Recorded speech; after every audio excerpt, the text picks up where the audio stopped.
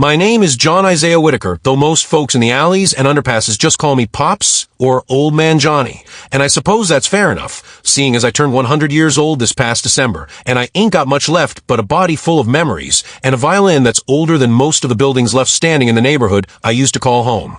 I was born in 1924, back when the world was black and white and folks still tipped their hats when they passed each other on the street. And I remember the Great Depression not from some history book, but from the way my mama used to water down the soup so it could stretch another day, and how my daddy disappeared one afternoon looking for work and never came back, leaving me to grow up fast with calloused hands and a chest full of things I didn't know how to say. And I suppose that's how music found me, or maybe I found it, through a busted-down violin someone left behind at the church pantry one cold winter night, the strings half-snapped and the bridge leaning like a drunk, but I picked up anyway, not because I thought it would make me anything special, but because when I pressed it to my chin and dragged the bow across it, even just once, it sounded like pain trying to be beautiful. And I guess I've been chasing that feeling ever since, through war and loneliness and silence. And back again, and maybe you're wondering what a man like me is doing here, standing under these bright lights in front of all you shiny, polished people with your perfect hair and your cameras and your stage, but I promise you,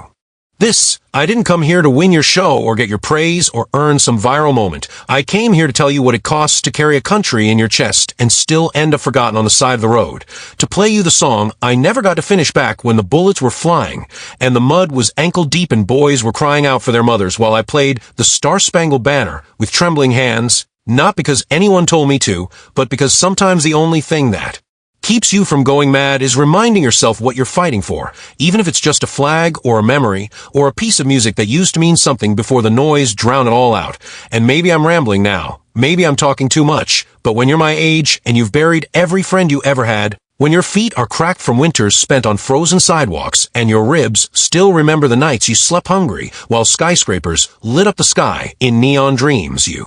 start to realize that the only thing you really own is your story. And by God, I'm going to tell mine, even if my voice shakes and my fingers can't hold the bow like they used to, even if half of you forget me by morning, because somewhere out there, maybe there's a kid like I was, sitting alone with a broken instrument, wondering if anyone will ever listen, and maybe this is for him, or for the ghosts I carry like metals under my skin, or maybe it's just for me, because I ain't had the chance to say this out loud in 80 years, and Lord knows I've got enough silence piled up inside me to drown in, and I reckon if you're still listening, I ought to tell you about the life that came after the war, after I came home from Europe with shrapnel in my shoulder and a 1,000-yard stare I never could shake. How I married the prettiest girl in the church choir. Her name was Evelyn May, and she had the kind of voice that could make even the angriest men fall quiet, and we built a little life together in a red brick house with a white fence and a porch swing, and for a while it was good, real good. We had 3 kids, James, Rebecca, and little Tommy, and I worked as a machinist in a steel factory, played my violin in church on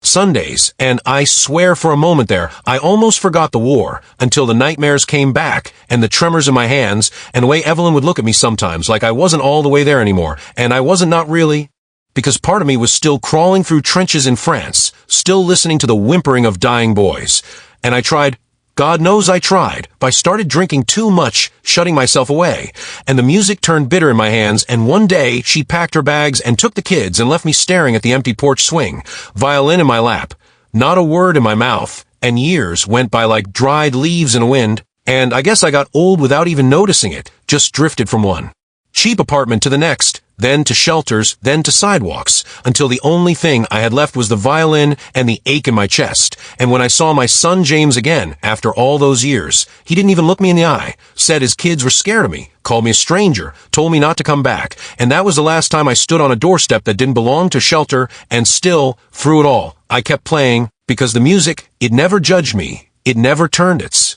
back, and even when my fingers curled up with arthritis and the bow trembled like a leaf in a storm, I kept playing, in subway tunnels, on park benches, in the rain and the snow, because somewhere deep down, I believed that if I played long enough, maybe the world would remember me, or maybe I'd remember myself. And here I am now, 100 years old, bones like glass, heart like a war drum, still holding this old violin like it's the only thing keeping me from drifting away completely. And maybe it is, maybe this song, this anthem, this piece of America, wrapped in wood and string and memory, is the only thing I've got left to offer. So I'll play it for you, not just for me, not just for Evelyn, or the kids, or the boys I lost, or the wars I fought, but for every soul who ever felt invisible, for every heart that broke in silence. And when I draw this bow one last time, I want you to hear every crack in my story, every tear I never cried, every goodbye I never said, and maybe, just maybe, you'll understand what it means to be forgotten and still sing.